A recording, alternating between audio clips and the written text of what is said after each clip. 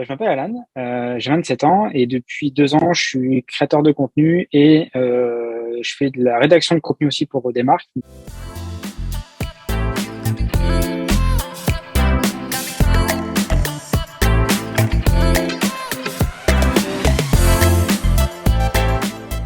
Et avant, j'étais un salarié, je travaillais pour Volvo en tant que vendeur au Canada.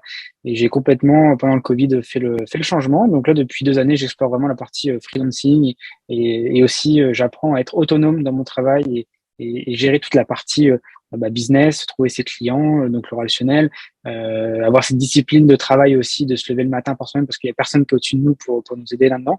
Donc c'est vraiment 2 ans d'exploration. Encore, je suis pas au bout. Je considère que je suis vraiment au début de tout ça. Qu'est-ce qui t'a donné envie, donc, pendant cette période de Covid, de passer de vendeur dans un grand groupe à copywriter à ton compte? Je pense que le Covid a fait beaucoup de bien à des personnes qui fuyaient un peu la réalité de ce qu'ils avaient envie de faire et de ce qui étaient réellement. Moi, le Covid, ça m'a laissé vraiment 2 mois où j'ai pas pu travailler, j'étais pas en contact avec mes amis, j'ai pas vu ma famille pendant presque 2 ans, et ça m'a laissé vraiment, j'étais seul avec moi-même et ça m'a laissé le temps de me raccrocher à ce que j'aimais réellement, à ce qui était entre autres l'écriture. Le métier de vendeur automobile, c'est pas quelque chose que je déteste, mais il manquait un peu de sens là-dedans. J'étais vendeur parce que je devais donc forcément vendre des véhicules, mais derrière j'étais aussi rémunéré par rapport à ça. Donc c'est tout le temps une course à l'argent, qui a aussi en tant que freelance, hein, mais l'appréciation que j'en avais du métier, le sens que j'en avais, était pas du tout le même.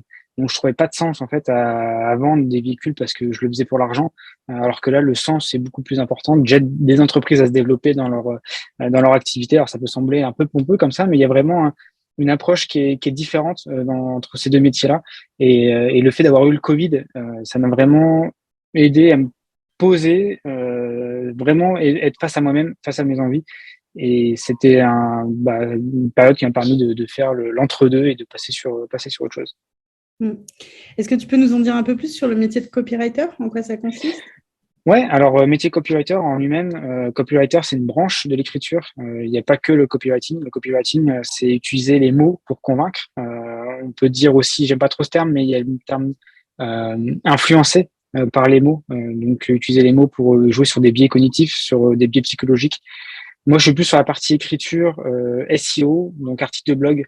Ça peut être de la newsletter aussi, ça peut être du contenu court comme du Twitter ou du LinkedIn par exemple. Donc en fait, finalement, le métier de copywriter, il touche beaucoup plus large. J'aime bien utiliser le mot écrivain sur d'Internet parce qu'on touche pas que utiliser des mots pour vendre.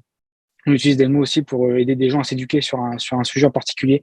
Donc on peut être super large et il y a même une autre branche qui s'appelle le ghostwriting, c'est écrire pour quelqu'un d'autre en son nom. Donc on est le fantôme de quelqu'un pour le coup sur le terme sur l'écriture, mais c'est aussi une branche. Donc l'écriture est vraiment un point de départ de beaucoup d'activités sur lesquelles les gens qui veulent se reconvertir peuvent gagner de l'argent. Je dis pas que c'est simple au début parce que tout le monde sait écrire, mais tout le monde ne sait pas bien écrire. Donc il y a vraiment cette première étape où il faut déjà apprendre à communiquer correctement par les mots, trouver ses clients et avoir leur confiance, plus après avoir cette récurrence des clients qui arrivent au fur et à mesure. Mais voilà, les personnes qui veulent éventuellement se lancer là-dedans, c'est pas impossible. En 6 mois, un an, on peut faire une transition d'un métier à le métier d'écrivain en prenant le temps de faire ça, de faire les choses correctement. Est-ce que tu peux nous décrire un peu les étapes par lesquelles tu es passé avant de décider c'est celui-là le métier qui m'intéresse? J'ai fait pas mal de création de contenu. J'avais un blog où j'écrivais déjà pour moi-même. C'était une façon pour moi d'avoir une introspection de ce que je voulais raconter, de mes idées, de mes valeurs, etc. C'est un blog que j'ai refermé assez vite parce que j'y trouvais pas mon compte dedans. Euh, En fait, j'ai envie de dire que c'est en écrivant que j'ai compris ce que je voulais écrire. Au début même, j'étais très réfractaire à faire de la rédaction web parce que je trouvais ça parler pour Google, c'était pas incroyable. Mais finalement, en étant dans le métier, en écrivant de plus en plus pour des marques, je me suis rendu compte qu'en fait, on n'écrivait pas forcément pour Google. Elles voulaient plus écrire pour Google, mais écrire pour des personnes qui lisaient du texte.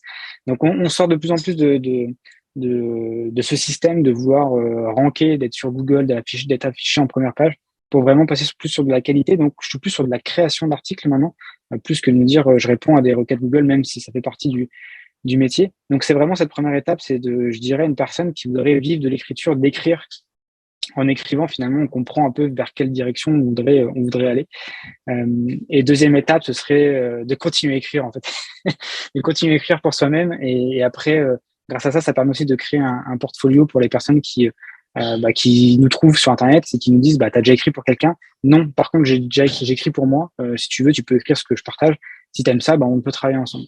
Donc vraiment, passer à l'acte de l'écriture, ça permet de faire une introspection du métier et de comment on veut réaliser ce métier. Ok. Est-ce que tu as été accompagné dans ta reconversion professionnelle? Est-ce que tu as pris toutes tes décisions tout seul? J'ai pas été accompagné plus que ça. J'ai fait beaucoup de recherches sur Internet. Beaucoup de contenu est déjà disponible sur Internet pour comment devenir rédacteur web, comment devenir copywriter et avoir ses clients en 6 mois. Enfin, en soi-même, le métier d'écriture, on peut prendre la meilleure formation possible pour apprendre à pas utiliser trop de subjonctifs, pas utiliser trop le mot faire, être, enfin des tips, des conseils pour bien écrire. Mais même si on a les meilleurs tips au monde pour écrire, c'est encore une fois en écrivant qu'on va vraiment apprendre à créer sa patte. Donc, j'ai pas eu de formation plus que ça. Je me suis juste formé sur le tas en écrivant pour moi-même. J'ai pas travaillé gratuitement pour des clients. Je l'ai fait une fois sur une proposition pour que voilà, ils jugent un peu la qualité de mon travail. Mais voilà, c'est encore une fois, c'est vraiment dans la rédaction que je me suis formé, c'est en écrivant. Ok. Alors, est-ce que je comprends bien, quand tu étais vendeur automobile, tu connaissais déjà l'existence du métier de copywriter? Oui, ça faisait en fait, avant de partir au Canada, j'avais déjà une envie de me reconvertir, mais je savais pas dans quoi. Le métier de vendeur, je l'ai continué là-bas par facilité parce que j'arrivais dans un nouveau pays. J'avais pas de famille, pas d'amis, donc il fallait que je prenne un métier dans lequel j'avais déjà des connaissances, des bases, et c'était le plus simple. Je regrette pas du tout. Au contraire, j'ai vécu une expérience incroyable, mais c'est vrai que à cette époque-là, j'avais pas encore toutes les cartes en main pour comprendre comment on pouvait vivre sur Internet, juste en étant écrivain. Et même si j'en parle encore à mes parents, à mes amis, j'ai encore du mal à comprendre que je puisse créer des revenus juste avec mon ordinateur et l'écriture. Donc, pour revenir à ta question initiale, excuse-moi, je l'ai oublié. Comment tu as découvert le métier de Ah oui, copywriter? comment je dis. Et après, en recherche, en faisant des recherches pour voir les possibilités qui m'étaient offertes pour vivre de ça. Je savais que ça existait, mais j'avais pas encore tout l'écosystème, surtout que je venais pas d'un milieu de marketing, de communication. Donc, vraiment, je suis parti de 0, 0, 0. Et c'est à force de discuter avec des gens aussi, Valentin Decker, qui m'a bien aidé dans ce processus, qui travaillait chez Live Mentor, qui m'a bien aidé à comprendre tout ça. Et puis au fur et à mesure, en fait, de fil en aiguille, en créant du contenu, en rencontrant des gens sur LinkedIn, en échangeant, etc. J'ai vraiment affiné cette chose-là. Mais pour être franc avec toi, c'est même pas encore finalisé cette étape-là. Là, par exemple, je suis en train d'être accompagné pour essayer de finaliser mon offre. C'est même pas clair encore parce que j'aimerais encore toucher à beaucoup de choses de l'écriture. Et ça se trouve, je pourrais même pas me mettre dans une case. Donc, même si on comprend, pour ma part, même si je comprends ce que je veux faire comme métier, et comment je veux le faire, j'ai pas encore toutes les informations, toutes les cartes en main pour bien définir une trajectoire d'ici 5 ou 10 ans. Donc maintenant, ça fait 2 ans que tu as commencé à construire ta nouvelle carrière. Ça prend un peu de temps. Ça prend du temps. Et si je devais donner un conseil à quelqu'un qui veut le faire, c'est de le commencer à côté de son travail, vraiment en annexe. Alors, moi, je sais qu'au début, j'avais pu négocier avec mon employeur de travailler 3 jours par semaine, de garder 2 jours pour faire ça. Après, il y a eu encore du Covid et tout, donc finalement, je me dis bon, ça sert à rien de continuer. Je vais rentrer en France dans pas longtemps, autant que je m'arrête. Mais ça, c'est une erreur parce que finalement, j'ai quitté mon travail avec qui j'avais des revenus plutôt corrects à des revenus zéro en pensant que en 3 mois, je pouvais retrouver une vie financière stable. Et finalement, ça m'a pris plus de temps que ça. Là, ça m'a pris, je dirais bien un an pour avoir vraiment me dire que j'ai déjà des revenus corrects. Encore une fois, je dis correct, on parle d'un SMIC. Mais là, c'est vraiment sur cette année-là où je sens que ça se décolle. Donc, s'il y a une personne qui veut le faire, peut-être que, je sais pas, par chance ou pour X raisons, elle peut arriver à avoir des revenus assez rapides en 3 à 6 mois, c'est possible. Surtout si je pense qu'on a déjà une carrière dans la communication, le marketing et qu'on a les contacts qu'il faut. Mais une personne qui part vraiment de 0, 0, 0, je lui conseillerais de commencer à côté de son travail initial, essayer d'avoir des revenus plutôt corrects pour se dire, OK, au bout d'un mois, je peux arrêter mon travail, je peux démissionner et je peux repartir sur cette activité qui me rapporte de l'argent. Mais moi, j'ai fait l'erreur de croire que j'avais la capacité de partir de zéro et d'avoir des revenus d'ici 3 à 6 mois, et que c'était pas du tout le cas. Ça, c'est ma grosse erreur dans ma reconversion professionnelle. C'est ma principale. Comment on fait pour trouver des clients quand on démarre de zéro? Il y a une grosse croyance qui était dernièrement de créer du contenu sur Internet, LinkedIn, TikTok, etc. Alors, c'est super bien pour sa visibilité. Par contre, des retours que j'en ai, il y a un pourcentage assez faible de personnes qui ont des retours de missions, enfin, qui ont des missions de freelance parce qu'ils créent du contenu sur Internet. Surtout que ça prend du temps aussi, au moins entre 6 mois, 1 an pour vraiment gagner en visibilité. Le conseil que je donnerais en premier à une personne qui veut se lancer en tant qu'écrivain freelance, ce serait de se créer un entourage de freelance écrivains. Par exemple, si je prends mon exemple, si je serais resté avec des vendeurs automobiles, des gens qui étaient dans mon entourage que des vendeurs automobiles, j'aurais pas pu trouver des missions de freelance parce que leur univers, c'était la vente automobile. J'ai dû refermer cette page et me dire, OK, maintenant, je veux être écrivain, donc il faut que je m'entoure de personnes comme ça. Au début, on pourrait dire, oui, mais je suis nouveau, je vais leur voler des missions, etc. Au contraire, ça arrive énormément que il y ait trop de missions de freelance pour une personne et qu'il ait besoin de déléguer ou de dire, bah écoute, je peux pas la prendre, si tu veux, prends-la. Et juste en fait de changer d'univers et donc finalement se créer un réseau, parce qu'on en reviendra donc au réseau en lui-même, ça change complètement l'approche. Enfin, ça change pas complètement l'approche, mais ça permet finalement d'avoir ses premiers clients. C'est vraiment de se dire, il y a des gens qui sont passés aussi par le même chemin que moi. J'ai été salarié, je vais être freelance écrivain. Il y en a beaucoup plus qu'on ne le croit. Et donc, ces personnes-là savent la situation dans laquelle je suis. Donc, elles peuvent m'aider. Et arriver avec cette approche de dire j'ai besoin d'aide, les gens vont venir vous aider. Moi, ça m'est déjà arrivé de ne pas savoir comment tarifer une prestation. Je suis allé voir quelqu'un que je connaissais. On s'est jamais vu en vrai. On se parlait déjà sur Internet. Je lui dis, bah, j'ai ça qui m'arrive. J'ai besoin de ton aide pour tarifer. Est-ce que tu peux m'apporter ton aide, ta vision que tu en as? Et il n'y a pas de souci. On est là pour s'entraider. Donc vraiment créer un réseau. Je dis pas qu'il faut pas créer du contenu, mais la vraie force pour trouver des missions de freelancing, c'est vraiment de se créer un réseau. Donc, qu'est-ce qui a changé entre le moment où tu étais en CDI et maintenant que tu es copywriter en freelance? Est-ce que tes horaires de travail ont changé? Est-ce que ta relation, je sais pas moi, à la deadline a changé? Ta relation à l'argent? Ou est-ce que tu travailles physiquement? Est-ce que tu travailles depuis chez toi, dans un bureau? Alors, je vois une réponse en 2 étapes. La première, c'est mon lieu de vie. Le fait d'avoir eu un ordinateur et de pouvoir travailler à distance, j'ai voulu commencer une expérience de nomade. Je suis parti vivre à Lisbonne pendant quelques mois. Mais en fait, finalement, je me suis vite rendu compte que être en dehors d'une routine, enfin, ne pas vouloir être dans une routine de travail parce qu'on est à l'étranger, etc., c'était le pire truc à avoir quand on était freelance. On a besoin d'une routine. On a besoin de se dire, je me lève à telle heure, je travaille de telle heure à telle heure, je vais au sport à telle heure. Et en fait, la routine, ça conditionne notre réussite pour moi en tant que freelance. Donc j'ai essayé, finalement ça me convenait pas, donc je suis revenu, on va dire, des horaires de bureau. Je fais du 10h, 10h, 13h et 15h, 18h maximum. Du coup, ce qui m'amène à ma deuxième réponse, c'est qu'au début, quand je me suis lancé en tant que freelance et que j'avais pas forcément beaucoup de missions, je faisais l'erreur de rester derrière mon ordinateur parce que j'avais l'habitude de faire du 9h, 17h. Et même si j'avais rien à faire, en fait, j'étais derrière mon ordinateur et puis j'étais accoudé comme ça et puis je regardais ce qui se passait sur Internet. En fait, c'était le pire truc parce que je perdais énormément en énergie.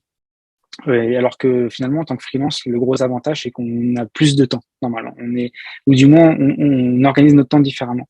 Quand j'étais vendeur automobile, je devais rester de 9h à 17h derrière mon bureau, quoi qu'il arrive, qu'il y ait des clients, qu'il n'y ait pas de clients, fallait que je sois là. Là, je sais que une fois qu'on aura fini notre appel, je vais rentrer chez moi, ou même juste avant, j'ai pris une pause d'1 heure, je suis allé me balader, j'ai pris un café, et voilà. Donc, c'est vraiment ce rapport. Alors, il y a mon rapport au temps qui a changé, et mon rapport à la routine. J'ai absolument voulu la fuir en tant que freelance parce que je pensais que j'avais une liberté énorme. J'avais une liberté, mais justement trop de liberté, ça m'empêchait de réaliser correctement ma production. Enfin, j'étais pas bon en termes de productivité. Donc il y a vraiment ces deux choses-là, la routine et le temps que je vois différemment et qui me donne. Je le fais à ma façon, sans non plus exagérer. Le lundi matin, alors ça m'est déjà arrivé de me dire je bosse pas le lundi matin. Par contre, des fois, je récupère à d'autres moments de la journée. Je travaille un petit peu plus, ou le samedi matin, samedi dernier, j'ai travaillé le matin. Donc, il y a toujours un moment de basculement où il faut que tu rattrapes aussi ce temps. Mais de moins en moins, je me mets cette pression de me dire, il faut que je sois derrière mon ordinateur pour travailler parce que finalement, j'en ai pas besoin. Ce que j'ai besoin, c'est, j'ai fait ma création de contenu, je ferme, je vais me balader, je lis un livre, je fais autre chose, je vais socialiser, mais pas besoin d'être derrière son bureau de 9h à 17h. Ok. Ça me semble hyper important. C'est quelque chose que moi, en tout cas, je vois souvent chez les freelances. On devient freelance pour être free, pour être libre et donc pour faire tomber toutes les barrières et toutes les limites. Et en fait, finalement, le freelance est la première personne à justement se refixer des routines, des horaires, un peu de cadre, parce que finalement, il en a besoin pour être efficace et se sentir aussi épanoui dans sa productivité. Il en a besoin, mais il n'a pas besoin de la forcer non plus.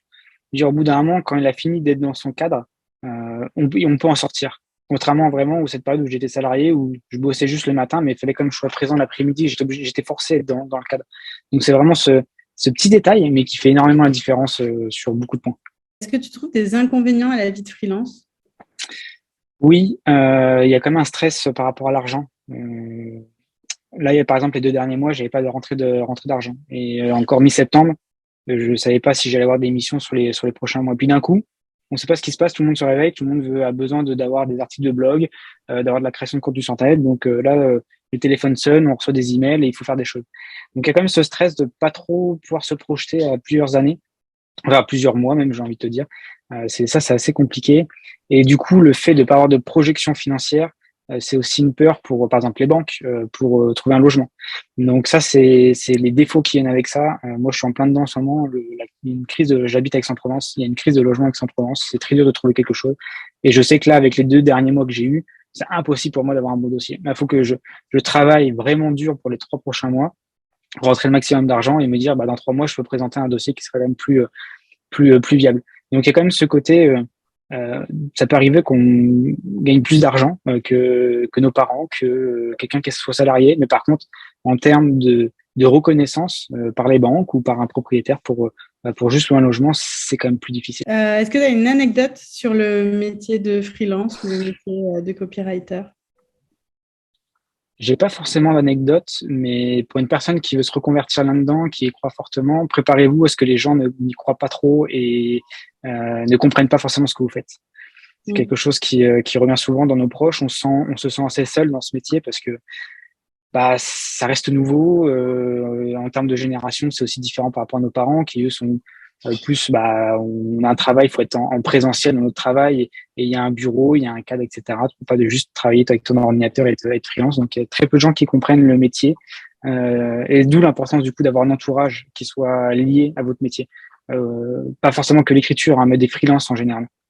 Donc j'ai pas forcément d'anecdotes, j'ai pas vécu de choses incroyables par rapport à mon métier de freelance, mais juste peut-être se préparer à se dire qu'il y a peut-être une phase de solitude qui peut se faire au début, le temps que vous puissiez construire votre offre, vous construire aussi, vous ayez votre confiance en vous par rapport à ce changement de carrière. Mais avec le temps, quand on persévère vraiment au moins 6 mois, 1 an pour se faire, au bout d'un moment, ça devient plus léger dans notre tête et on assume cette position de freelance écrivain. Génial. Eh ben, merci Alan. Merci à toi, Lucie. On a plein d'éléments qui vont pouvoir donner des idées aux uns et aux autres qui vont nous regarder. Trop cool. J'espère que ça va motiver certains à se reconvertir et peut-être à passer le pas, à franchir le pas. Je sais que c'est pas quelque chose de simple. De se dire on quitte peut-être le salarié pour se lancer en freelance. Il y a beaucoup de peur à franchir, mais une fois qu'on est dedans, c'est quand même cool. Même s'il y a des désavantages, c'est quand même cool. Génial. Merci beaucoup. Merci à toi.